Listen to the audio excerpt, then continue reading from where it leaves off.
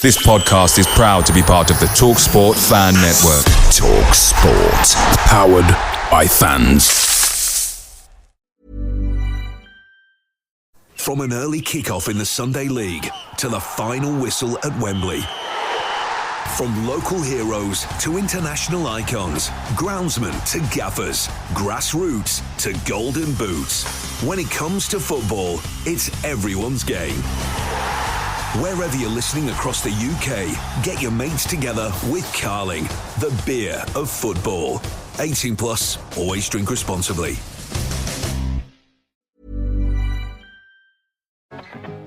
At BetMGM, we know how to put on a show.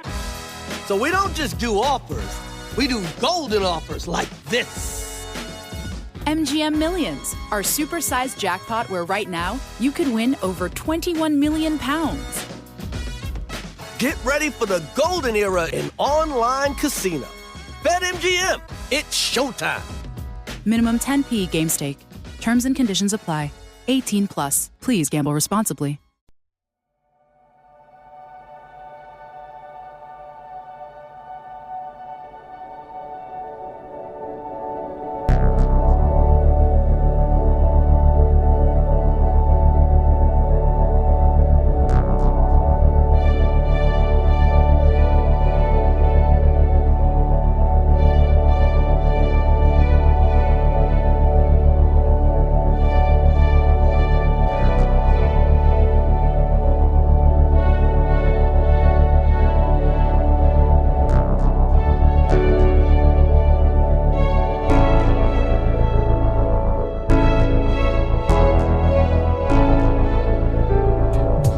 News and bad news this week then for Blues. Decent Tuesday night against Huddersfield. We got the job done in the end.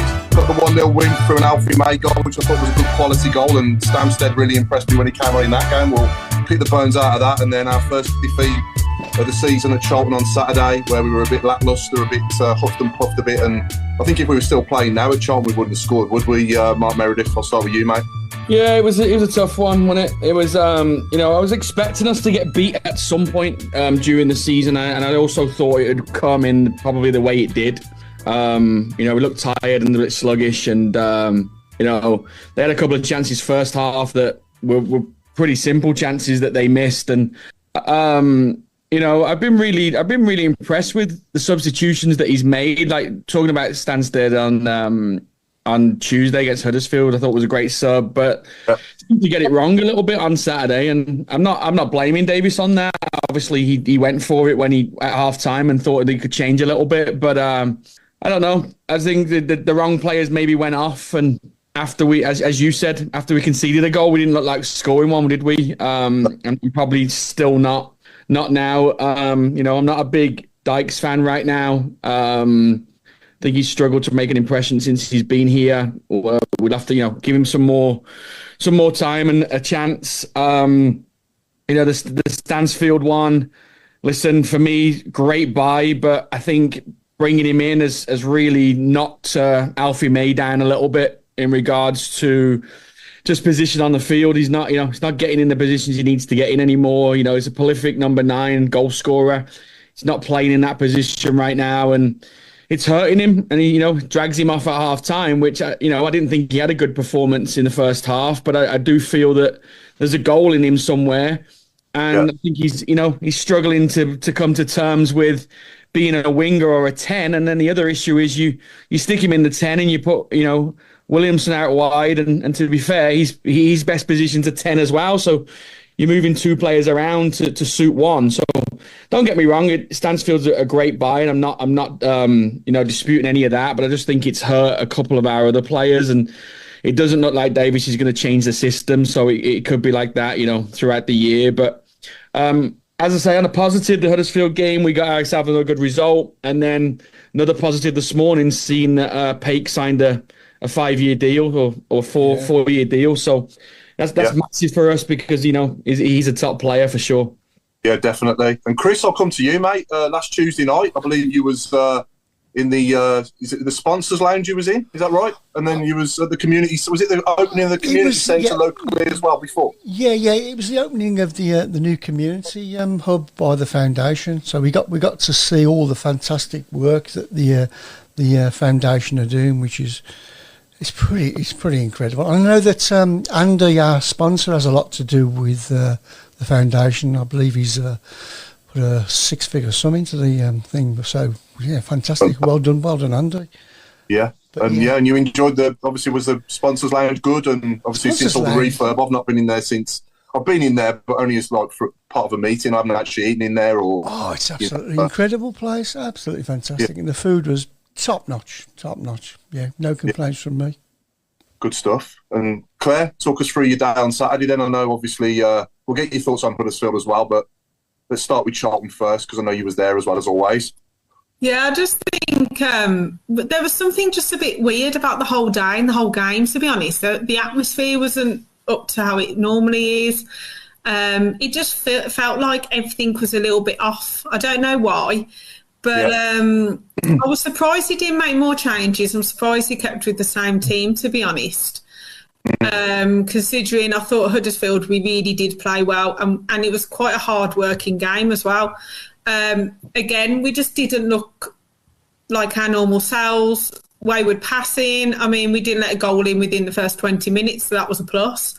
I think Allsop, I like him as a goalkeeper. I understand the change, but then at the same time, I think he slows it down too much, so that they then get back in their banks of what they need to do, and defensively. They literally marked man-to-man throughout the whole game. So I think that stifled us as well. Iwata and Paik didn't really have much to do. I was shocked when Alfie May went off. Personally, I'd put May further up and I'd play Jay in behind. I think the whole Alfie May situation, I think that's something that might hinder us. I do worry about it. I'm not going to lie, because I think the first 4 games he was banging in the goals. Williamson came into the middle, and again he played brilliantly. Hansen did have an impact. Dykes at the moment, for me, I can't see what he gives that Jukovic doesn't. I think Jukovic is a far better player. I think he wins far more in the air. I think he ruffles them up a little bit. I don't think he has such an impact that Jukovic has had in the past. And I know they're 2 totally different players. But if Dykes is the Yuki replacement, say, I just can't see it at the moment. And I think he needs to work harder when he comes on. Yeah, it was good. Sorry, Claire. It was good to see Juki on co-coms as well, wasn't it, on Blue City on Tuesday night against Huddersfield? Yeah, it was great to see him on there, don't get me wrong, but I'd rather him be on the pitch. Yeah. If you've got to compare it. I think Charlton, again, I just don't think we would have ever scored. I mean, fair play to them. They executed their game plan perfectly. We just never made anything or created anything. Hopefully Billick's okay, but I could imagine him being out for a while. So I'm hoping for a lot of changes tomorrow, like Leonard and things like that coming back in. I thought Huddersfield had played well. I think the goal was good. I just think that, again, we probably huffed and puffed a lot, which then impacted on Saturday. But if you told me we would have got, was it 4 wins out of these 5 games, I would have snapped your hand off for it. And I know I've said in the last few shows, let's go unbeaten, but you know, we're going to lose at some point, and I'd rather lose now and then win the next few games. And you know, we've got tough games coming up. Mansfield are now up there, Lincoln are up there, Bolton are up there, so they're all going to be tough games. And the problem is, more and more of them are going to know how to play us. So we've got to come up with a plan B, and I think Davies needs to have another plan. He needs to have another formation that he could go to get the best out of these players. But here's what it is, and we move on to tomorrow. Speaking of which, Claire, I'd like to see him try the Man City formation, the 3-2-4-1. You've got a back three of, say, Clara, Bielik if he's fit or when he's fit, and Cochrane as the left-sided centre-back. And then you've got Paik and Iwata. And then you could have, say, Hansen on the left. And then you've got Williamson and Stanfield as 2 10s behind May. And then you put Keshi Anderson on the right, say, or got right, you know. And I think that could work a treat with the personnel that we've got. But whether or not Chris Davies will try that, remains to be seen. But you're right, Claire, he does need a bit of a plan B, doesn't he, as well, if this don't work? I just think the subs were a bit strange. I totally understand why he did it. He was trying to get pace in, fresh legs on. But I just think that, taking Alfie May off, who's going to get you a goal. Williamson was getting into the game, took him off as well. We were all shocked that he took him off. But I think we weren't really the 12th man either on Saturday. I think the first 20 minutes, half an hour, but the second half, we didn't have really anything to shout about, but I just don't think the atmosphere was up with the rest of them. But no, see how it goes. I thought against Huddersfield we looked more, more assured defensively, didn't we, against Huddersfield, and that's why we kept the clean sheet, Alan. Did you watch the Huddersfield game? And I know you was at Charlton, weren't you? I did, yeah. I think they ran out of steam, to be honest. That was, three games in a week. Asking us to win 3 games was hard, and let's look at it positively. We could have drawn against Huddersfield, and we could have drawn against Charlton. We'd have kept our undefeated record, and we'd have had 1 point less. With 2 wins and a loss is better than 1 win and 2 draws. So, I sort of take solace in that match, and we're still top of the league, and we've still got a game in hand. Yes, I was surprised. I kind of recognised what he was trying to do, but I think it was buggered up by the fact that we had to take Bielik off, because if we'd have kept him on the field, then the substitutions would have been different. Now, I'm not saying what they would have been, but perhaps Alfie May wouldn't have gone off. We'd have changed somebody else. But yeah, it's water under the bridge now. The fact that we had no shots on target in 97 minutes or whatever it was mind-boggling, really. Why did we suddenly... And I can only put it down to tiredness, to be honest. And the fact that we've got a game coming up on the Tuesday night, that's 4 in 10 days. It'll be a complete shadow squad tomorrow. There's 6 of them not available anyway, and there's people who need time on the pitch. But that might be a good thing. We'll get some fresh legs on there, and people like Yokoyama, who's poor bloke's been sitting there twiddling his thumbs for a month. He'll be dying to get on the show what we can do. So, there might be small silver linings in what was a pretty dark cloud on Saturday. I've nearly convinced myself of what I've just said. Because it makes it, to me, I hate losing in London. It's just a thing. And that game Saturday reminded me of the QPR game at the end of last year. Exactly, I'm sitting around all the QPR fans who are desperate to win, and I'm getting. They're not saying it to me; they're just saying it, and you're thinking, "We should shut your gob," right? and it happened Saturday. I was getting all sorts of. I got 4 Spanish blokes behind me. My daughter speaks Spanish. And they was giving us crap, and you're thinking, well, what's going on? As I said, everybody hates us now. Great, we don't care. Yeah, no, it's a good thing, that is. It's good that we've got a lot of people jealous of us at the moment, who would have believed it, to be honest, but it's a fact now. So, yeah, but Rob, did you watch both games? Well, I obviously went to the Huddersfield one. I didn't see much of the Charlton one because I was away the weekend. But I think I think picking up from Huddersfield, I think there's a bit of an air of complacency across the whole ground. To be honest, I thought the atmosphere is a bit quiet against Huddersfield. I think it's an air of expectation now, which I think you can sense in all the games now. I feel like Mark said earlier, I feel sorry for Alfie May. We've all said it, but he's an out-and-out goal scorer, and all of a sudden he looks like he's got the world on his shoulders, sort of thing. If you'd have gone back to July, August, and you'd have said we'd be in this position, I think all of us would have bit your hand off. I still think it's a blip. I still think we're the best team in the league. I still think we'll go up. I think I was more braced for the meltdown on social media, to be honest, Paul, because I think there's just absolute some of the nonsense. You know, it's one game, it's one blip. I still think we'll be fine. I really do. It's interesting what you said about Davis.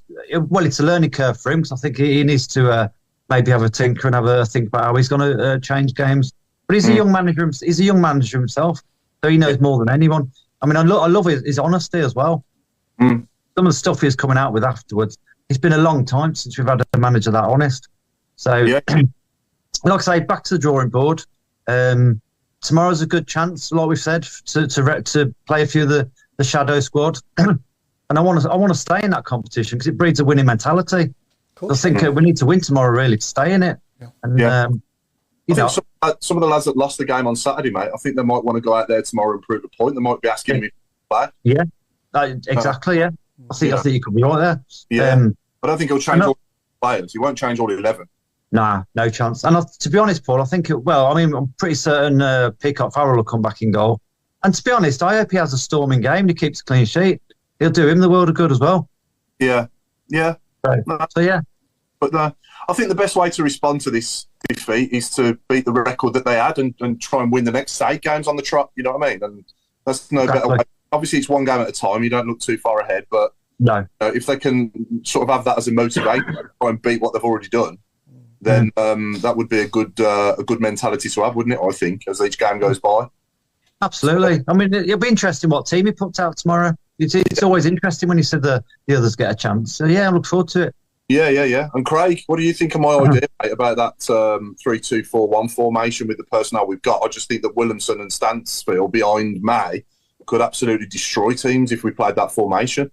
We've got to look at the formation because you're right. It's Alfie May is a shadow of himself. But what I will say was the linkage between him and Stansfield for the goal against Huddersfield was absolutely superb. And they both knew where they both knew the positions they needed to be in, and that goal was really well taken and set up in the first place. To go back on the point that Rode mentioned there, I mean, the social media meltdown was ridiculous. Absolutely ridiculous. I read comments of players are not fit to wear the shirt. I read comments of, we told you the manager wasn't good enough. Now look what's happened. For God's sake, we've lost a game to a team that were better than us on the day. They're not, you could argue they're not better than us on paper and everything else, but on the day, during those 97 minutes, they were the better team. They deserved it, and fair play to Charlton.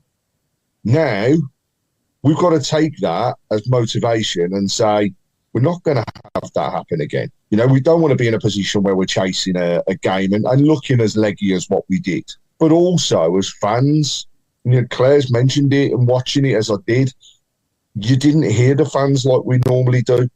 And how much of that is down to the fact that, yet again, we go to the capital and it's just a bloody party. It's great to see fans going down the river on a boat and singing as they go underneath a bridge. All right, but Chris Scudder, friend of the show, posted that he'd heard the Blues fans, he'd seen the Blues fans, they were going in the wrong direction. So, we've got to look at it from a point of view of we're there to back the team as well. It's not all about going to a game and getting paralytic. And if people want to do that, so be it. But we've got to back them and be heard. And, all I heard on Saturday was Charlton fans. And that is a first. And I don't want that to happen again. I want to hear us be loud and be proud, continue with the record as we go into our next home game, which is a fair few weeks away now. But, against Bolton, let's have another sellout if we can, or get as close to it as possible. And before it's raised on the message board, no, the game is not being cancelled. Fed up of reading the game's going to be cancelled because the others over at B6 are playing that night. It is not being cancelled. We will play on the 22nd. We will kick off at the normal time. Just be there. Use your voice inside the stadium instead of going across social medias. And causing nonsense. I think going back to Saturday, mate, one person who does need to learn, who motivated their players with what he said on, I think it was on the radio, wasn't it? Christian Bielik saying we're too good for League One. Sort of backfired a bit, didn't it? Because that really fired up their players. Apparently, the manager Nathan Jones had it all over the dressing room, and played. It was a silly comment, but in all honesty, he's right. He's not wrong. No, he's right. He's not wrong. It's a bit naive. It's a bit naive, though, isn't it? Very. I mean, at the end of the day, we did exactly the same. Let's not forget, first year in the Premier League, a certain individual maved off in a very similar way. And it was used again in the dressing room as motivation. When we go to these clubs over the next few weeks, they're all going to be putting it up there. They're all then not giving 100%, they're giving 110, and all of a sudden they can find that little bit extra, and force the mistakes. Saturday was a mistake. It was one mistake, and the one mistake cost us. You never let a ball bounce in your box. Plain and simple. Get rid of it. Doesn't matter what you do, whether it goes out for a corner, whether you're clearing it to the halfway line, you clear your box. And we made the mistake of letting that ball bounce. So there's the first learn to take away from it. As defenders, no matter what you do, clear your lines. And then, look at it, as Alan said there, we could actually have been walking away, because without that, yes, they had a couple of chances in the first half, which, God, one of them, how they missed was absolutely beyond me, because the ball went straight across the box. But bar that, there was nothing else. So we could also now be talking about a dull and drab. We didn't play very well, 0-0. But unfortunately, one mistake cost us. And Davies was very honest. I love him for it. I really do like it. And hopefully, when it goes back into the dressing room, it's taken that same way. Players did look leggy. They do need a rest. However, let's also look at it. We're only just at the start of the season, so fitness levels are nowhere near where you expect them to be. And Mark Meredith being a coach, over the time of them playing, when would you realistically expect a player to be at full fitness? When because are we talking November, December time? How and what would we be talking about? I think it's difficult now because obviously the coaches don't do a lot of the fitness stuff anymore. It's really changed. And as I was saying on the weekend to somebody, I mentioned it to you guys, I was saying this on Facebook as well. It's so difficult when you do play 3 games a week, and it's not really sometimes it's not because of tiredness and stuff like that. It's the fact that your training schedule gets thrown out of the window. So, as a coach, you need those players on the training field. That's where all of your instruction goes. That's where your work goes. You've got to make sure that you're doing that on a daily basis to get ready for whatever the next game is. And you look at it, and if you're playing Saturday, it means you're resting Sunday. You've probably got a light session Monday because with game prep for Tuesday. Wednesday would be completely off as a rest and recovery day. Thursday's a light session again, and then Friday you're back to game prep and travel to go away for the Saturday game. So you pretty much not had any intense sessions in that whole week, which really catches up with everyone, regardless of people say, they're professionals and they should think. But the fact is, it's their trade, and not having those intense sessions throughout the week with their coach, with their leader, does hurt people. Yeah. Would you then say, Mark, sorry, Paul, would you then say that he needs to change it up a little bit then sometimes? Because to play basically the same team 3 times in a week and not have many changes when you've got a few people on the bench, like Samstead, for example, and would you expect more changes to happen? Yeah, I would have, honestly. I would have expected those changes on Saturday for sure, especially Stansted after what he had played in that half in the Huddersfield game. I thought he was done very well when he came on.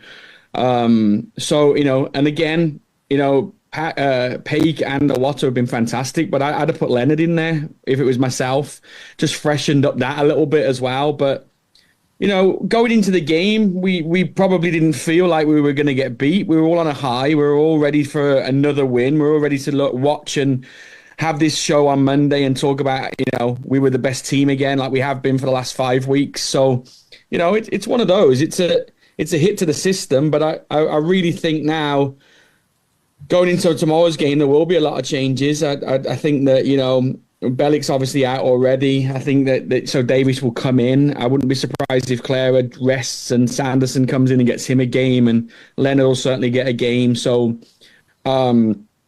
he will change tomorrow, and he's got the problem is then you've got the Cambridge game's now been postponed, so you've got another 10 days then, which is good for training, but it's also you want to get back into league play as soon as you can so you can bounce back. And I was looking at it with my dad this morning. You go on the first week of November, it's the first round of the FA Cup, so that's another league game gone. And then on the 16th of November, it's another international, which these internationals are getting crazy right at the start of the season. That's another game gone. So, we haven't rearranged Exeter yet. We've now got Cambridge. We're probably going to have another 2 games coming up in the next 3 or 4 weeks. That's 4 games you're behind, and then it just stacks up. And all these fixtures stacking up is no good for any team. No, not at all. And Mark, as a coach again, would you say anything to Christian Bielik after him coming out and saying that? I mean, I don't want to dwell on it, but I think he might just look back on it and regret it, don't you? Yeah, and I think probably people have had a word with him and just said, you've got to be really careful with what you say because it is used by other clubs in motivation for them. As you said, he's probably not wrong with what he's saying, but as a professional, saying anything to anyone, you have to be really careful. So I'm sure Davis has had a word in his ear. And it did come out today that he basically just, it reposted something he said about, having to be ready for every game as well, because it's not going to be easy. So I think they've tried to change it a little bit now and say that, at the end of the day, we are the big fish in the small pond, so to speak. And people don't need that motivation to beat us. They've already got that. They don't need then the big-headedness of our captain saying that, we're too good for them. So, yeah, he'll learn from that. And, again, he'll be smarter with his conversations and have those conversations around the training ground, because I think it breeds confidence in everybody. But just be very careful on where you share them. Yeah, exactly. Anybody can say something live on air, can't they, and think, I probably shouldn't have said that straight after they said it. You know what I mean? Can't the road? As I said, the chairman did that. Let's not forget now. I mean, there's 2 other factors and positives to take away from the weekend. I mean, the first one is possession figures. I know we didn't get too far forward, but possession figures are still up there. So we held the ball up when we actually had it. Passing numbers were again well up. And the other thing is the fact that we were hit with a team that actually had quite a bit of pace. I mean, Carno stood out a mile for me for Charlton in terms of the way that he was. But their right back, he was on it that day. He was arguably the player of the game.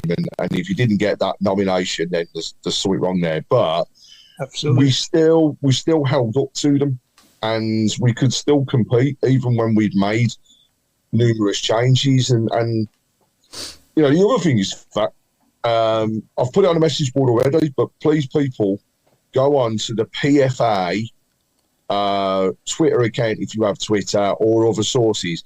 We have 2 players up for the PFA Player of the Month award in Jay Stansfield, and we also have a Watton. We need to get behind these boys and give them as much support as we possibly can. It's dead easy to go on and vote. You literally just go onto the link and then click on the voting button and enter your details. The more support we can get to this, the better, because it's deserved. But I mean, also just going back to last week in Huddersfield, again, that was another team that for me set the stall out from the beginning, which was we don't want to be beat. And actually Charlton did that. Charlton was set up not to be beat.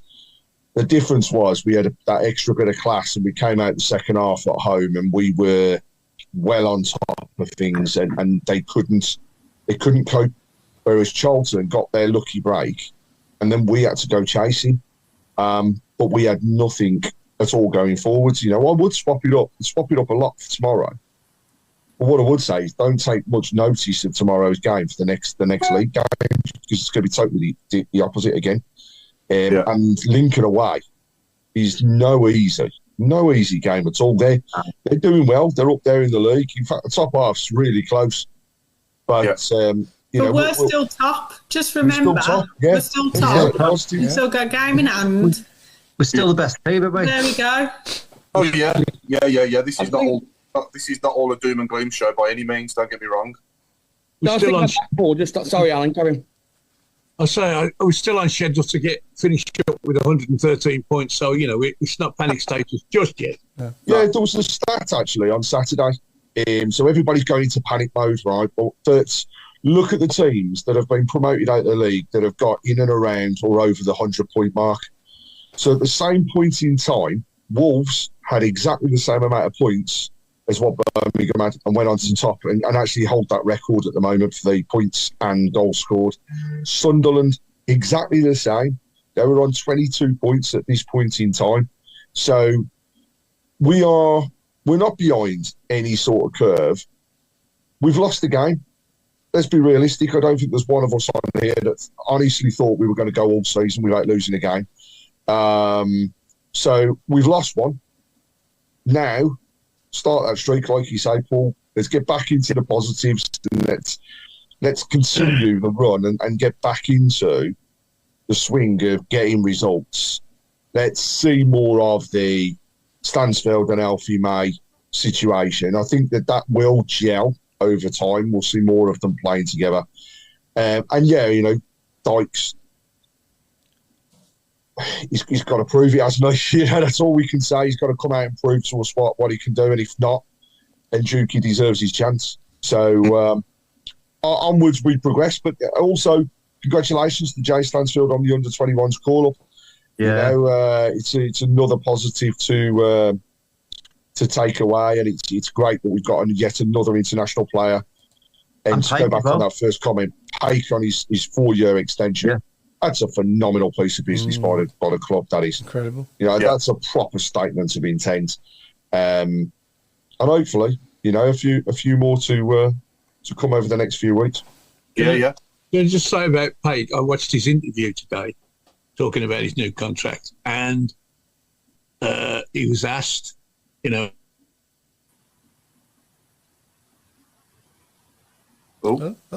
Oh, what was he asked? Have you forgot?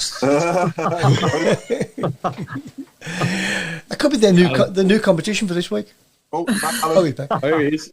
Are you froze, Al? Oh, did I? Sorry. Yeah. What was he asked? What was he asked, Al? Go on, tell us. Internet connection is unstable, it's saying. Right. He used the word humble. We must be humble, he said. And every other interview that's gone on before Bielik's on Saturday, the manager, the players, we must keep our feet on the ground, be humble, and get on with the business. And I'm sure he was told today, use that word. Don't say, yeah, I'm really looking forward to it. We're going to piss this league. No, he was very modest, and I'm thinking that it has Bielik's comment has registered in Chris Davis's mind, if nobody else's, and people have been told, let's not go overboard here. Let's just stay humble and do your job, and it'll all work out. Yeah. And he was very, very, very modest. Yes, I've been called up to the internationals and the usual. It's nice and blah blah blah. But no, it was no bragging or anything. A very, very modest young man. Yeah, no, it's important that you get too high with the highs and too low with the lows, isn't it? That's right. I think I think just on that, Paul, that's what I was just about to say there. We have to stay positive. We mentioned it in the show already. We're top of the league. We got a game in hand. We know our squad is good enough to compete in this league and good enough to win the league for sure. It's not going to be the only defeat of the season. I think we'll get more, but what I do believe is there'll be a lot more wins than there is losses. The thing about this league is that there is so many games with the FA Cup and the Carling Cup, the League Cup and the Bristol Street Motors and all that sort of stuff that goes into it.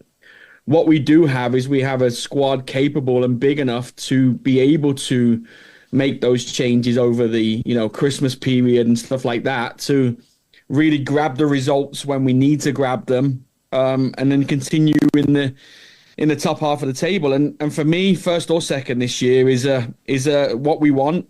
Regardless, obviously we want to win the championship, but I'll take second as well. And as long as we get out of the league and we move back up again next year. So we've all got to stay positive. And I think it was just like we said, like Robe said, and I don't agree with him much ever, but it was a blip, and we move forward with it. Yeah, no, definitely. Just a quick one, Paul. I'm just looking at Sky Sports News, and it's just got about Bailey Peacock-Farrell. He's out for Northern Ireland with a shoulder injury for this game coming up. Okay. All right. So maybe there's something in that as well. Okay. Maybe he won't be playing tomorrow then, will he? No. And do you know what? It could be really worse, couldn't it? We could be a Wolves fan. So that's what I'm saying about them. But let's move on. Some more positives for the ladies. The weekend back to winning ways. So a great performance at St Andrews in the horrible weather. But goal from captain for the day and also friend of the show in Louise Quinn. So it's a great far post header in the first half, and then the second half, our very own Christy Murray Harrison, or Harrison Murray, who actually celebrated her 100th appearance for the club and went on to score a great diving header off a fantastic Ellie Mason cross in the second half, and up against the team actually, Blackburn were a pretty decent outfit, to be honest. We broke them down well. Knocked the ball around when we had the opportunities, but also had to defend well at times from quite a pacey attacking force that they had. But again, as well, another great turnout at St Andrews. More and more families beginning to see there. And this time around, Claire, I know you've mentioned it in the past, but the tickets for the schools, there was a great bunch of kids from local schools down there, and that all comes and links very closely with the continued work, as Chris mentioned, of the foundation and what they're looking to build. So, again, a bit of a break now. I think it's near enough a month, actually, until we see another game at St Andrews for the ladies. But that gives an opportunity for us to build with the away games. Then there's an international break. And then it's time to start seeing some more faces and some more people down at St Andrews on that Sunday afternoon. It's a great day out. £2 for a kid, £8 for an adult. We can quite easily get a couple of thousand down there, as you imagine, with people supporting, and just love to see some more faces and it continue to grow. Other thing is that the way that Amy is with the team, right? So we talk about Chris Davies being grounded and really down to earth with his comments and his interviews, but Amy's very much the same. So I think it's a mentality that's running through the club. It's something that we're seeing more and more of. And actually, I think, again, Mr. Meredith, this might be a bit of the American side of sport beginning to kick in with the club, because one for you here. I was there for a ground tour with Solihull SC last Thursday. The one thing we heard was how they have changed some of the terminology that they use both on and off the pitch. So they're no longer called substitutes at the club. Well, if you're aware of this, they're actually now called game changers. Oh, my life. What? And yeah, they're called game changers because the idea is that they are going on the pitch to do just that. And the reason that can't call Lyndon Dykes that, can you? It changes something. Yeah. It's all to do with the positivity and the mental attitude that goes alongside that, because, and it's so true when you think about it. Somebody says to you, you're going on as a substitute for the last 20 minutes, and that's part of your pep talk before you're going on the pitch. Or you hear, you know what, you're going on for 20 minutes, you're going to be the game changer. It automatically changes the way that you feel. And there is so much of that going on in the club at the moment and behind the scene that we don't know about. But it's it just gets a totally different feel. I mean, Mark, I saw you nodding when I said that. Is that generally what's used out in the States, game changing? Yeah, it is. Especially with the youth players than anything. I think it's just like you say, it's a positive outcome and a positive spin on not starting. For those. So we use it with the younger players. I've never really been involved at the higher level here in MLS, but certainly with the younger players, we use that because again, it is a positive spin on it, and I feel like everything is positive in what they're trying to do here in sport. So yeah, maybe it is something from America, but I don't know. If you're in a professional game, then for me, then you're a substitute, and then if you go on and change the game, great. But I don't think you have to call them different names for a professional organisation like that, really. No. And, we've had Nigel Mann said, "Can we have some game changes on the show, please?" And I've agreed, and we just said we're just going to get rid of Road. Yeah, I'm just making notes. That's enough of a game change for us. Any other comments on the shout box, Chris? On YouTube, or I'll go back a bit. Yeah, do a bit of both, mate. Okay, go back to YouTube. Evening, guys. Watching from a red hot Barbados. I hate him already. 5 hours behind. Blues were poor on Saturday. Slow build up and missing passing through the middle.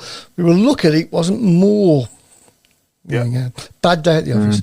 I'm sorry, but we need to get the forward balance right. Williamson is not a wide man. May has to play down the middle. He's the only one who can hit 30 goals, and Keisha's end product is awful.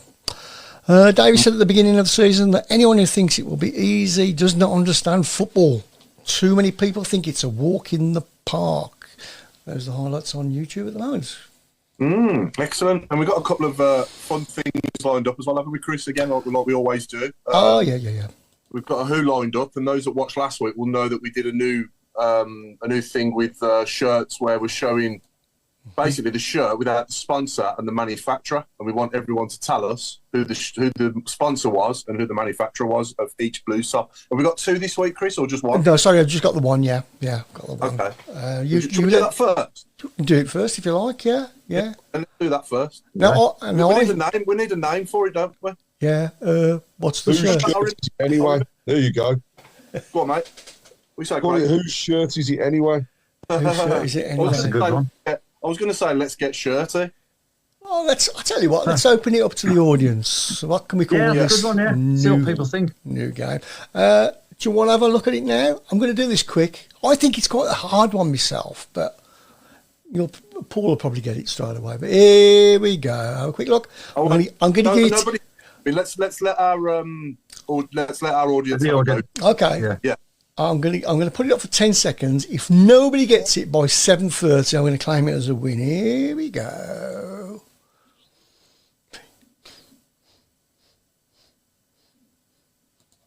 That's a lot.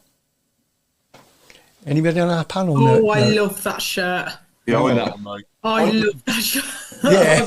Yeah, I know that one. We want to know who the sponsor was of that shirt and who the manufacturer is as well, or was. I can't see it. I never saw it either. I'll put it back again. Here we go. From an early kick-off in the Sunday League to the final whistle at Wembley. From local heroes to international icons, groundsmen to gaffers, grassroots to golden boots. When it comes to football, it's everyone's game. Wherever you're listening across the UK, get your mates together with Carling, the beer of football. 18 plus, always drink responsibly.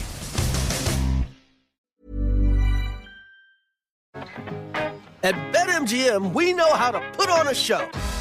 So we don't just do offers, we do golden offers like this. MGM Millions, our supersized jackpot where right now you could win over £21 million. Get ready for the golden era in online casino. BetMGM, it's showtime. Minimum 10p game stake. Terms and conditions apply. 18 plus. Please gamble responsibly. Still nothing. Don Kavanagh shirt on the Villa.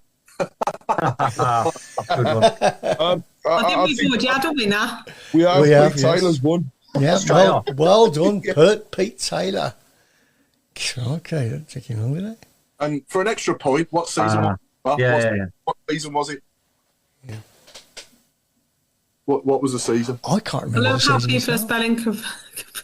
Actually, it's not Zapago. Is that right on the chat, Paul? It's not Zapago. It's not Zapago? No, it isn't. Yeah, it was. It was. It's gotta be straight away. What's up? Is that the year that I put on the chat? I can't see what you put on the chat. Oh, hang on, Lee Mailing's got it there, hasn't he? Yeah. On the meeting chat, I mean, not on the normal chat. Oh, Pete Taylor did get it wrong. I didn't see his comments earlier. Yeah, there we go. I said what season it was. You know, I can't remember. I I think I know. Is it early? Was it early 2000? Yeah, I think it's that Meredith. Yeah, it is. Yeah, it is. Have a look what you said. Let's have a look. Yes. Yeah. Yeah, it was a season Gary Rowett took over, wasn't it? Yeah, that's what I thought. Yeah. It is a nice shirt, actually, isn't it? Yeah. Yeah, I've got the home. I want to know why. I want to know the guy that's putting the shirt on, though. He doesn't even know who the sponsor was. And he took the sponsor off. I did, yeah. and then I had to colour the shirt in all over to make it all look even. Oh, clever, ain't I? You know, I want everyone to tell us who it is, Chris. I didn't mean like you've got to guess as well. Someone's got to know. Not that clever. Okay, and then we've got a who as well, haven't we, lined up? We have got a who. Again, I'm going to do this quite quickly because, again, I thought this is really hard, but everybody's going to get it straight away. Are we all ready? Yeah, former guest. Yeah, former guests. Yeah, all former guests, Cesar. Here we go. Football Academy, education based in. Oh, that's an easy one, isn't it? Oh, get it. Sounded like you that did, Mark Meredith. I was going to say, it sounded like Meredith. That was me. I couldn't even hear it. You do it again? Okay, here we go. I think it might still be on. Hang on. Here we go. Football Academy, education based in. Yeah. I know who that is. I know that is. Okay, well, let's see if anybody on the show box gets it. Oh, yeah, I know that is. Nobody on YouTube has got it yet. And Trevor John Smith has got it straight off. Well done, Trevor. Yeah. Mark? Yeah, what a guy. What a man he is, Martin O'Connor. Absolutely brilliant. We're both to talk to as well. So, am I going to have to make these harder? Yeah, I would. Yeah. Yeah, I mean, we might have to branch out outside of our guests. Whatever we can find of anyone talking, really, that's playful. I've got an idea. How about if I reverse the audio? That'd be interesting. That'd be good. Oh, your 2 games lasted 55 seconds. So that's boring board, don't we, Mark? Right then, okay, challenge accepted. I'm going to make it so difficult. No one is going to get any of them next week. There you go. If you played it backwards, it could be a decoded message. Like we play records backwards and then single message. Yeah. Only in your world, Mr. Adams. Only in your world. That's how you secretly sell all your stolen goods, isn't it? It is an interesting one. What's everyone's favourite memory of Martin O'Connor? What would be your best? What would be his best Blues moment? Do you think, if you had to pick like just one? The Man City goal in the 98th minute or whatever it was. Yeah. Same Man City. Yeah, I love the way he carried on playing in the cup final against Liverpool. Yeah, but he could barely run. Yeah. He was about 15 yards from where I was standing, and he didn't look like he was ever going to come back. I was going, get up, come on, get up, get on your feet, stand up. And the fact that he finished, I mean, that was in extra time, and he played the next half hour on one leg, and he was still as good as he'd been all through the game. But I remember looking at him thinking, he ain't, I think we used all our subs as well by then. We had no choice, we had to keep him on. Please get up, stick something in him, make him get up. And when he trotted away, you thought, thank you for that. Gavin has said exactly the same as us, his Man City goal. I think the one thing about Skip is he's still got that passion for the club. Obviously, still working for them as well, but he's not afraid to say it as it was. And I think, you know, as a captain, the one thing you could always take away from him was he'd be there to put his arm around the youngsters and support them. Hence, I think, really the role that he's doing now with the loans. Yeah. But also, he would not be afraid to stick a rocket up somebody's arse if they needed it, you know, and that's what I loved about him. You know, a lot of people used to call him Backwards Bill because you rarely saw him passing the ball forwards, but it didn't matter because he was still in control and he was he's the type of player and captain that you want to see at any club, let alone just ours. But he was and he's a true gent. He did get quite a few goals for us, though. He did get quite a few assists as well. Yeah. What a good one away at Bolton, I remember, at the Reebok. Yeah, I was at that one. Yeah. Friday night game, yeah. Great servant to the club and a great captain and a great bloke as well, yeah. So yeah, I'm glad you chose him tonight, Chris. Give us a good subject to talk about for a few more minutes to extend the time that the game didn't take. I thought the game's not going to 50 seconds. Yeah. Okay. That might kind of longer than the game took. Two games, not one. Yeah. Claire, can you remember Martin O'Connor? Yeah. Yeah, I remember. I was there at Liverpool. Yeah. How old are you? Yeah, cried all the way home. 31. No one's ever asked her age. No. No. 33 now. How old are you, Claire? 33 now. 3 years ago, didn't you? You told us 3 years ago you were 31. I know 2 years ago, I'm only 33. Oh, yeah? Oh. She's the babe. Don't have age on to me. Chris, are we on international break next week, or are we in? Well, yes, probably. We'll probably have a break next week. You look disappointed, Mark. That was a quick one. That answer was quicker than the game. Come over it. Come over and you let me out. No, actually, I'll go with the flow. Actually, if you want to do racing anyway, so if you want to do a show, let me know. I'll do it. It's a jinx you coming over here, mate. The Blues gets called off. The Tilton Talk Show gets called off. What's going to be the thing? Not the flight's not cancelled. Oh no! Oh yeah. Going back to Tuesday night, by the way, now that we're getting into the dark nights, how many people love the light show? Because I thought they've got it with the music. You've got it down to a fine art now. Oh, it's crazy. It was absolutely wicked, and it was just set up beautifully, and it does definitely generates an atmosphere and things to look out for. People were just. They were upset they didn't see fireworks in the dark, but come on, it was bloody raining, so what do you expect? Yes, I know, yeah. But no, I mean that's another takeaway from the ground tour is the amount of work that's been done, and he's still continuing inside that stadium because it's their plans for the end of the season are phenomenal. You know. Who knows what they're going to do, and all this is still continuing whilst we're talking about a brand new stadium and all these different things going on. So it's a proper good time for our club, you know. And with despite everything that's going on, you still got to look at the huge amounts of positives to take away from it all.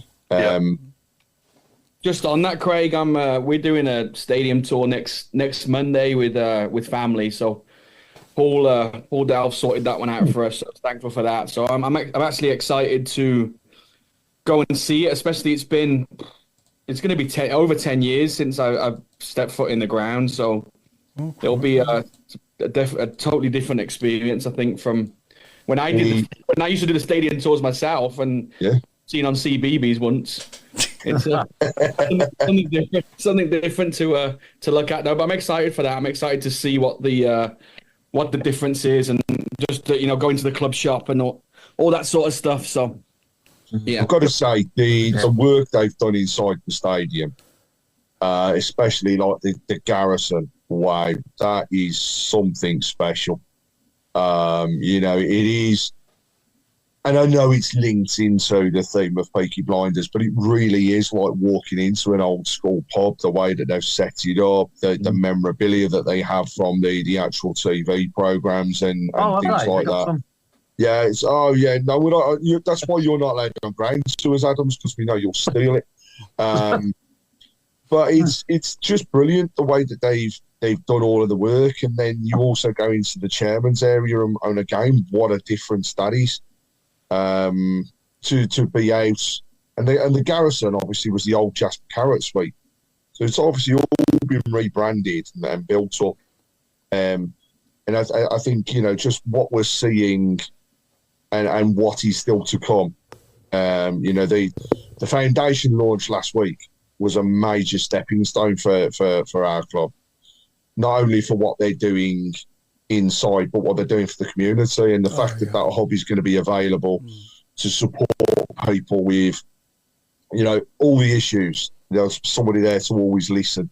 It's perfect in a school positioning to help out with the local areas, and all the people that are also going through educational side of things with the foundation as well. It's unreal. And anybody can apply for grants with the foundation, and you can support them as well by just going onto the app, and you can donate towards, the different things that go on. The OSCs, we mentioned it last week, but £3 of every single membership goes back into the foundation, so everybody is supporting from that front. And I think the local MPs and councillors were there as well to really just put the force and support behind what we're doing outside of the footballing arena. Again, it's just something we could only have dreamed about a couple of years ago, and just thinking to ourselves what a difference this is making to the local community. And actually, that's the last thing I would say about this. Right? They've also helped with getting families down to the ladies' game. Yeah. And what a diverse set of fans were there on Sunday. We had schools, various religions, castes, you name it. They were all inside the ground and everybody enjoyed it. And the difference is you then hear people, I want to come back. Really enjoyed that. Let's do it again. So the club are doing the right things on and off the field. We know that they listen, right? Your feedback is key, not only through us, but through the various OSC groups. Use them, put it forward. Let's get the messages out there. And hey, thank you to our friend Lee Malin, who keeps us posted on what to expect at the various games. And we will be putting some details up. But what we can say well in advance is at the next home game, in the main stand, you're going to see Garrius and Coffee. You're going to see Titanic, Hungry Penguin Pancakes, and Naughty Bites.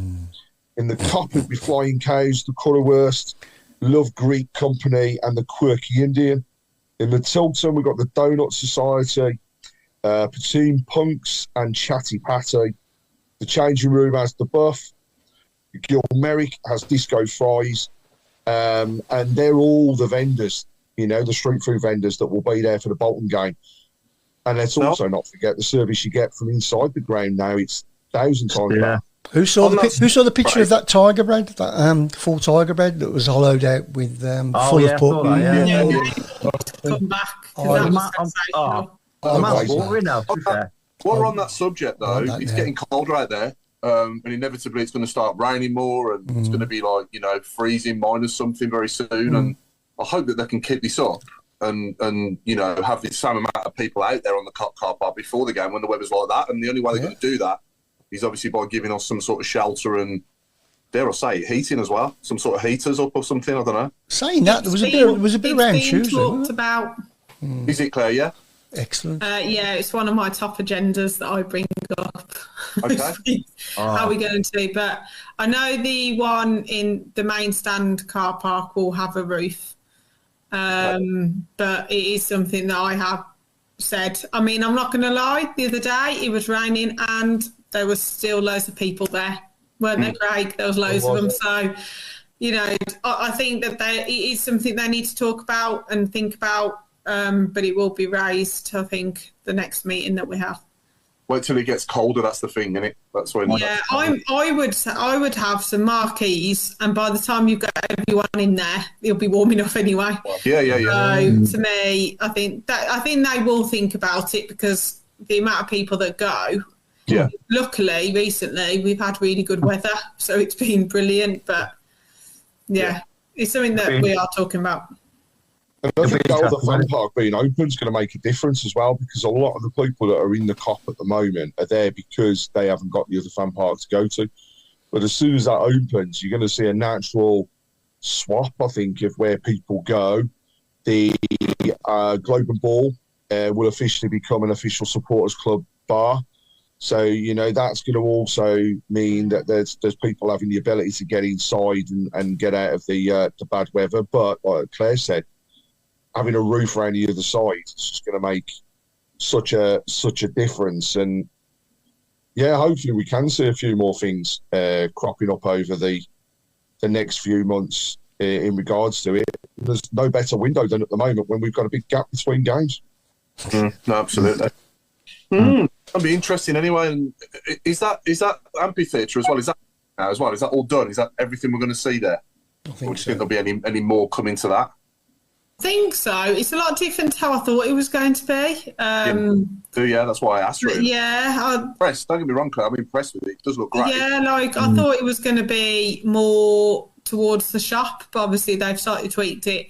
I haven't heard anything like that, but I know that there'll be more inside the ground. So, with get in there and get free T-shirts. I knew there was something on social media where someone was going around saying whose name's on the back of the shirt. If you guessed, you get the free shirt. There's going to be a lot more, if you're in your seat, you're going to get more things. It's going to be more of the American kind of influence. But there's going to be more if you do this, then you can get this. So we're going to have T-shirt buns and everything else then, Claire. Is there a plan to start shooting T-shirts into the audience? We have suggested it. It's something that I would think it would be great. But again, it's a work in progress. We, as you said, they do listen to everybody, and then they take from there what's going to happen. I mean, I suggested that the food and that gets brought out early. It's been brought out early, so you can arrange it and things like that. And some of the other ideas from the others in the group are brilliant as well. A lot of them go to NFL games, and we're kind of using that as a basis of how do you make people happy to go. So, but I definitely agree with you, Craig. I think, especially at the top of the Tilton, trying to get a drink used to be literally 10 deep, 20 deep. Now you can just kind of walk to the front and it's great. So it's definitely changed. And that idea of, shooting really heavy balls at road, has that one been taken forwards as well? Oh, no, that was my idea. There's been a queue, actually. Yeah, full, really hard, but leather footballs, bang. cases. I don't like the way this club is going. I reckon they charge at least a tenner a go and make loads of money for charity on that as well. It's for charity, I don't mind. I don't mind if it's for charity. Yeah. Yeah, I don't mind. I'm only joking. I don't mind. Yeah. Do you think we'll ever have Kiss Cam on the big screens? That's going to happen. It's got to happen, isn't it? Claire sits next to Courtney, so that'll be fun. That'll be tongue cam, that will. There's a few people will be fine.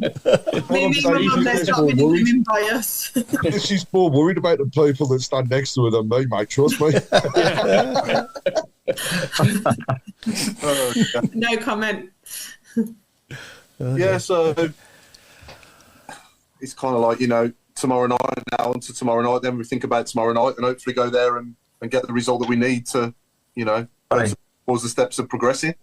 How funny is it that we're having a home game away from home, because that's what it's going to be like tomorrow. I mean, as I understand it, they've sold less than 1,000 tickets, Shrewsbury.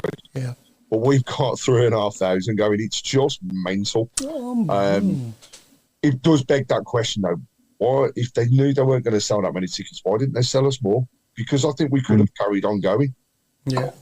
I wouldn't be surprised if there were Blues fans in the Shrewsbury end as well. Jason Hughes isn't a big lover of Kiss Cam, I don't think, but we don't have to go full bloody USA. I hope not. Yeah. What I'd say to that is it depends who sat next to me. Exactly. Yeah. Actually, no, to be fair though, it's something that you certainly don't want to have in that thing. It's tough to deal with at NFL games and different things. I like the fact that the only thing I do like is that they bring beer to your seats and stuff. They don't have that obviously in England. You have to drink at certain points of the stadium. But I think the only positive there is that you can order your drinks on your phone, and in 2 minutes they're bringing them down to your seats, which would be I think would end up with about actually 1,000 bottles on the field. To provide a bit of clarity on that was asked very early doors. Why can't we have drinks at seats? It's actually an FA rule that prevents it from happening. So it's nothing to do with the fact that the club don't want to sell and have drinks at the seats. It's actually to do with the FA. And I think something that's being looked at because, you go over to Germany and, you've got drinks galore coming to your seats and everything else, and everybody's there. And you never see the animosity or trouble between fans because everybody's in that same sort of jovial spirit. That's the reason why they don't do it. And Mark, in the States, I think they do the other thing, don't they? It's like walking around with all the food and everything else. They still do that, which is something that perhaps could take. What the funny thing is, when I was in college, I used to work as one of those guys at Blues. They used to remember the blue boxes. Pies and the burgers, and I used to do that on Saturday. And they still do that here. They still do a lot. A lot of it's gone away with people just walking around, though. A lot of it now is mobile apps. So you'll get to your seat, scan the QR code, and then you can basically order on your app, and then they bring it to your seat. So it's already paid for the tips and everything. Alan, you'll remember. Alan, you'll remember the Tiern man, won't you? Who used to go round the outside of the pitch, and everybody ran down to get the bother off. I also witnessed one of the poor buggers falling over, and ouch!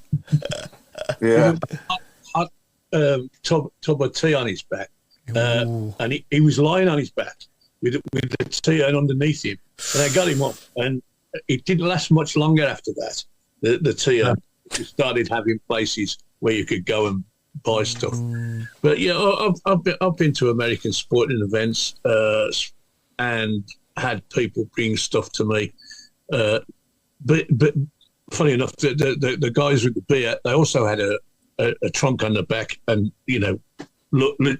literally made it draft on the move, and they'd pass it down the line, and you passed. It was always $4 for a drink, so. You got $5 and you pass it down, and he pretend to get his change, and then you just like, no, keep the change. So you basically always paid $5 for your drink, and the bloke kept $1 for himself. That's a good idea. But yeah, I mean, I've also sat and watched Americans pig themselves out for 3 hours. They just don't stop eating. They'll bring plates of pizza, then bring chips, and then hot dogs and burgers, and you're thinking. I did go to one game where the guy had a half 56-pound bag of peanuts, and he ate them all. Wow. The whole guy, baseball us about 3 hours, and he sat there and he ate a lot. Yeah. And there was piles of monkey nut shells up to his ankles, right? Wow. And he never offered them round. There you go, Meredith. There's your challenge, mate. I don't like peanuts, but they do for the MLS. They sell all you can eat match tickets. So you basically get all your food and your drink included in your match ticket. Wow. They have them at a little bar you go to with a wristband, and you can basically just help yourself to everything. If we had it down the Blues, you'd have to call it Deliver Blue, wouldn't you? Instead of Deliveroo. Deliver Blue. Yeah. Deliver Blue. Imagine I'll tell you what. The problem is though, the beer wouldn't make it down the line at the Blues. No. Yeah. It would last. They'll be peeing in it on the way down. The one thing I'm thinking is they'll be in the road as well. They'll be in your way when you're watching the game. Well, someone will be in front of you. guaranteed that you'll be on the attack or something, and someone will be bringing a drink for somebody. Yeah, I don't think it's a good idea, honestly, and I'm the one that experiences American sports, pretty much every week. I don't think it's something that you want to bring into English football, honestly. No. Speaking of which, yeah, go on, Craig. Sorry,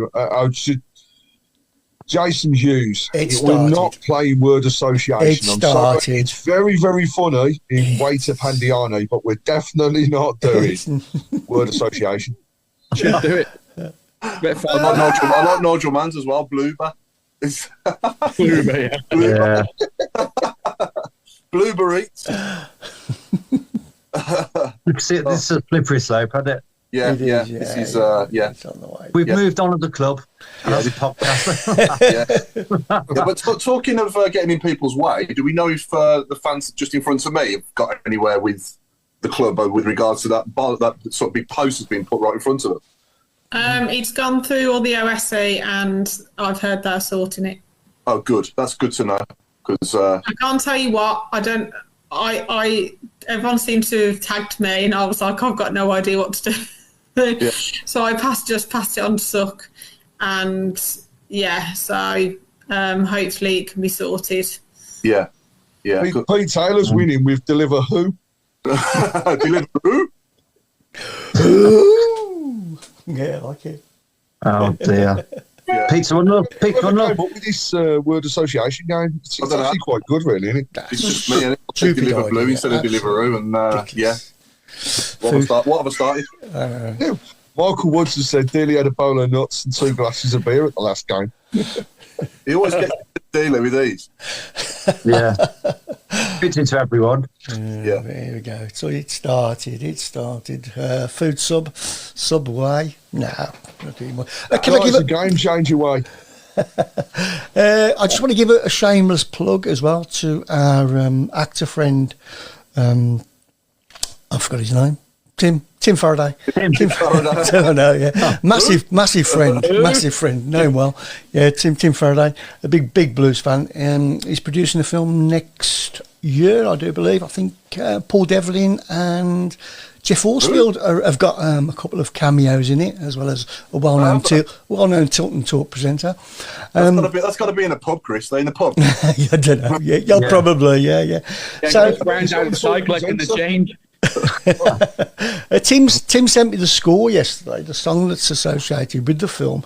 I'll just play a few minutes of it. It is pretty good. I don't know whether it's him singing it, but it sounds pretty good anyway. I'll give it a couple of bars of it and see what you think anyway. Here we go. I'll tell you what it's about after. I'm a master in a world of fun. Man at the cutting edge for some.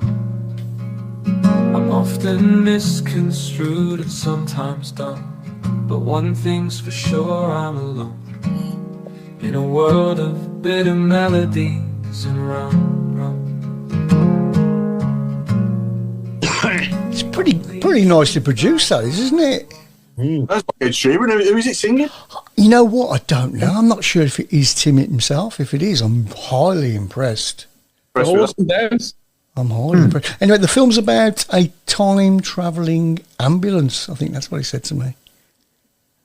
Ah. And that song's supposed to go with it? Yeah. I think it's quite it's a sad film. It's a very sad film. But music to slit your throat by. Not need an ambulance. I'm guessing you don't like it then, Al. Well, I didn't say it wasn't good. It's a kind of, and you're either into that, but people think of so melancholy, shall we say? It's it's melancholy. Yeah. Music depends what mood you're in, doesn't it? As to what you listen to. It's all about the moment, isn't it? Yeah. Anyway, talking of songs, sorry, Claire, Paken Iwata. It's your song, 2 minutes now. Oh no, hold on. Can I think about? I can't remember what it was. Oh, man, you only got one. Paken Iwata. What? Yeah. One job. Saturday the song, but she had one job and she's forgot it already. No, you never told me. You didn't remind me. It was in my head earlier. I sang it and I was like, yeah, I remember that. She missed rehearsal. Yeah. Do we reckon Anyone went to the Charlton game, put it on. I was going to, talk about music and stuff. Do you reckon we will get a concert next year at Blues? Don't know.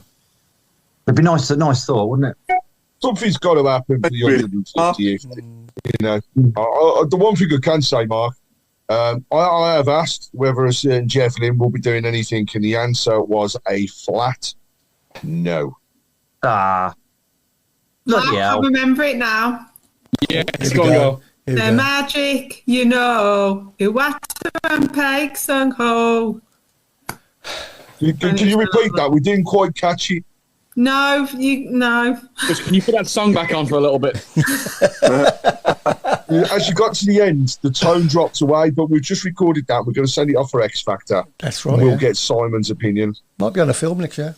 Over the years we've been all going, and this goes out to our viewers as well. What are our favourite ever, apart from the obvious Keep Right On and all the other obvious ones? What are the sort of best left field chants you think? I've got my two favourite. Go on, Claire. My two favourite are We Are Brummies. Yeah, you know that one. Yeah. And the Stephen Carr. Yeah. Okay, yeah, that's by a mile. They're my favourite too. Yeah. The one for me, I still stick. I love it, but I'd rather be a sausage than an egg because it has nothing to do with football, but everybody loves it. Yeah. Does anyone remember the Daily Adibola version of Macarena? Yeah, vaguely. Yeah. Yeah. Yeah. I used to like that, and what was the other ones as well? Nigel Man said, "Please, Claire, don't sing again. Bring back the ambulance music." I like the Heskey one as well. The Heskey one when he came good, and he used to be. He used to be. Yeah. Yeah. What I was going to say, Paul, the Cardiff dance because it was just so random. That was brilliant. And even now, it just cracks me up. Yeah. Wait, what about you? Do you ever sing Al at the Blues, or have you ever been involved in any chants? No. As a kid, I did. I'm too concentrated on what's going on the pitch. I'll tell you that I will tell you one of my favourite chants. It was Feed the Horse first, and then it was Feed the Force. Yeah, that was good. And I do remember. I tell you what sticks in my mind: the second leg of the semi-final of the Leyland Daff at Orient, right? And I never heard it anywhere else, but they all sang "Thank You, David Sullivan" when we at the end of the game and we got to the final. And I never heard it. I never heard his song before that, or never heard his song since. But it was brilliant on the night. Yeah, good, great. What about you, Meredith? You must have some bangers that you've heard and come up with yourself. Oh, they put me on the spot now. I don't think. They know how I feel. I don't think. I used to just listen to Badger all the time. You remember Badger was around, when you? So he had a load, didn't he? Didn't he go on? He went on YouTube. What's it called? Didn't he? Not The Voice, the other one. Britain's Got Talent. Yeah. With a song about lasagna. Yeah. Yeah. Going back to it, like just silly songs like that. I think I just Keep Right On's obviously the always the best one at the ground, but just silly ones after that. I just do love hearing the different player ones now, though. That they it makes who goes home and thinks of them all and then brings them back. Yeah. Does anybody know that? Is there a couple of people that actually think of all the songs, or does it come from different groups? Yeah, Robbie Savage. Loads of different, I think. The message board, they're loving this ball on the message board, by the way. You've got so some of them on there. Pete Taylor, one of his favourites was Sit Down Pinocchio, Stand Up Steve Brucio. Oh, yeah. Which was a favourite against Liverpool. The Jason Hughes has also said that we don't need another hero. We've got Paul Pescasolido. Yeah. Let's all have a disco, Warren was Stalin has said. And Barry Horn, one of Trevor's men. Barry Horn, where's number 10?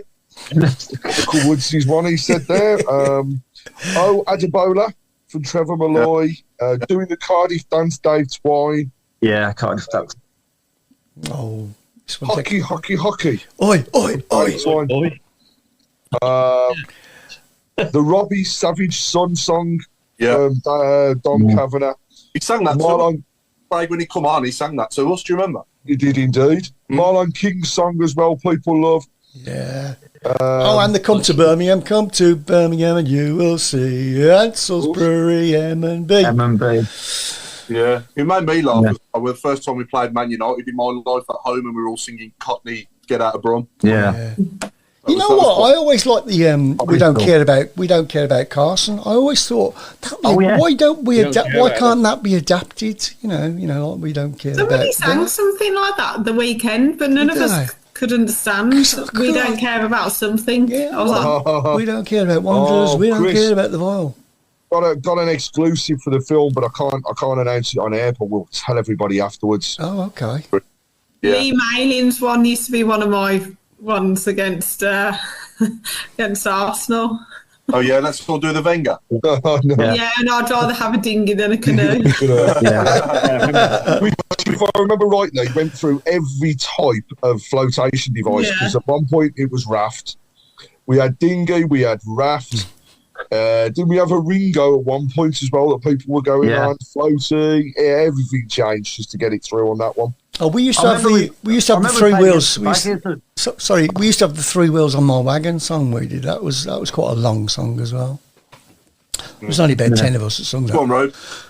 No, I was just going to say I remember playing the Albion on Saturday, early kick-off on a Saturday, and Carnu came to take corner, and everyone was singing, rather have speedboat than a Carnu. I do remember that.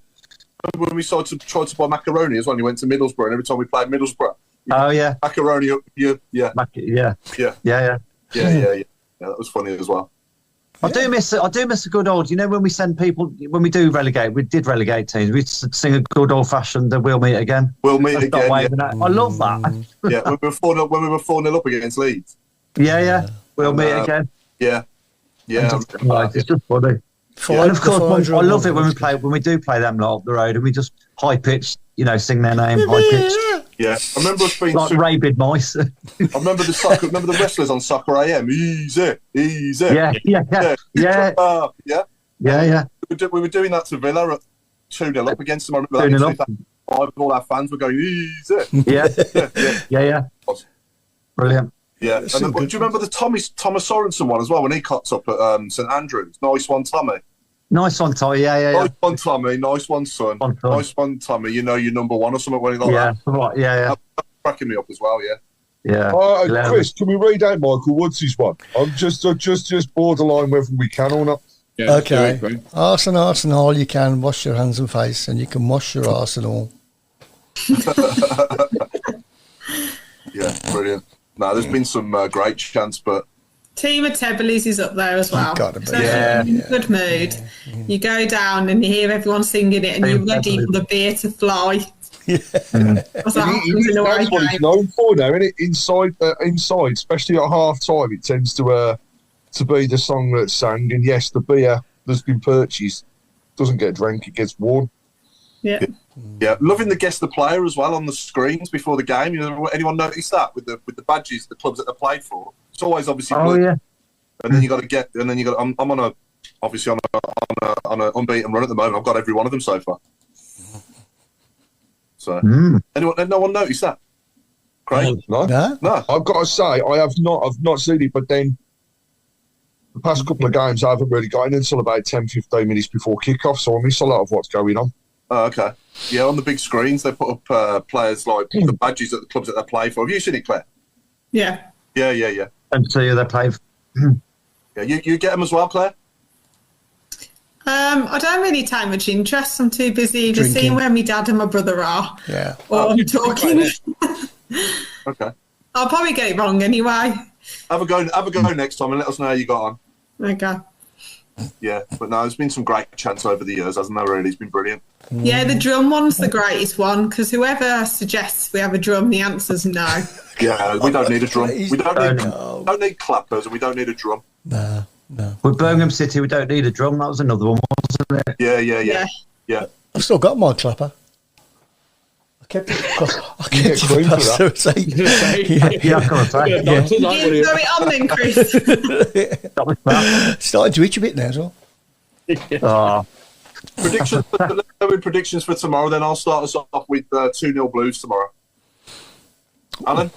Yeah, same. Conservative. Repeated the pre-season game. Yeah, Road? I'm going to say we'll scrape 2-1. I Okay. think we might compete. Really? Craig?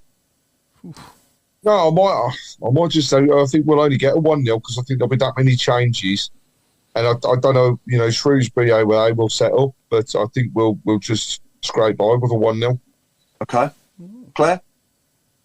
2-1. Just hope it doesn't go to penalties. Oh. And it's the same deal with the penalties, is it, for an extra point? Bonus Yeah, point. so if it's a draw, you get an extra bonus point. And yeah. half of us won't want to be there, and we got work in the next morning. So Blues, just please win. I saw Gary Neville talking about that, like doing it permanently in football. If a game finishes in a draw, it always goes to penalties, and you get an extra point. What, league games? Yeah. Nah, not for me. No. There's a few more songs come through, but Pete Taylor said when we were playing away at St Andrews against Coventry, you couldn't beat singing "Who's the Anchor in My Seat?" In my seat, yeah. Yeah. I'll tell you one that hits home hard is the fire drill song. I don't like that when things are going bad. Fire drill, yeah. That ain't good, is it? Yeah, definitely. Mark, Meredith, prediction for tomorrow? I predict Chris Browne being naked on the next show after the international break. Get in there! Going to see us score 6, but yeah, I think that'd be goals.